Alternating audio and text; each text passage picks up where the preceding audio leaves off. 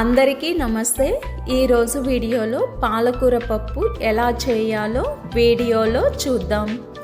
దీనికి కావలసిన పదార్థాలు పాలకూర, కందిపప్పు, పచ్చిమిర్చి, ఎండుమిర్చి, వెల్లుల్లి రెబ్బలు, పసుపు, జీలకర్ర, టమోటా, ఆనియన్.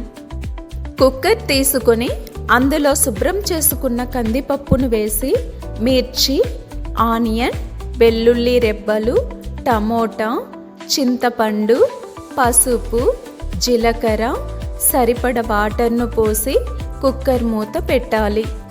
స్టవ్ ఆన్ చేసి స్టవ్ పై కుక్కర్ పెట్టి 5 విజిల్ వచ్చేంత వరకు ఉడికించుకోవాలి. విజిల్ పోయిన తరువాత కుక్కర్ మూత తీసి రుచికి సరిపడ సాల్ట్ వేసి పప్పు గుత్తితో మెత్తగా మెదపాలి. తాలింపు కోసం ఆయిల్, ఆవాలు, జీలకర్ర, ఎండుమిర్చి, సన్నగా కట్ చేసిన ఆనియన్, కరివేపాకు.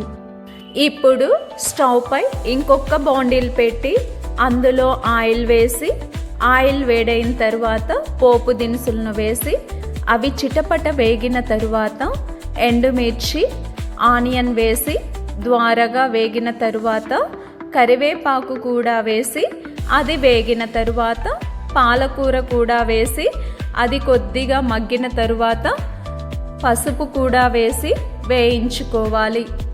ఉడికించిన పప్పులో పాలకూర మిశ్రమం వేసి 7 నిమిషాలు ఉడికించుకుంటే సరిపోతుంది.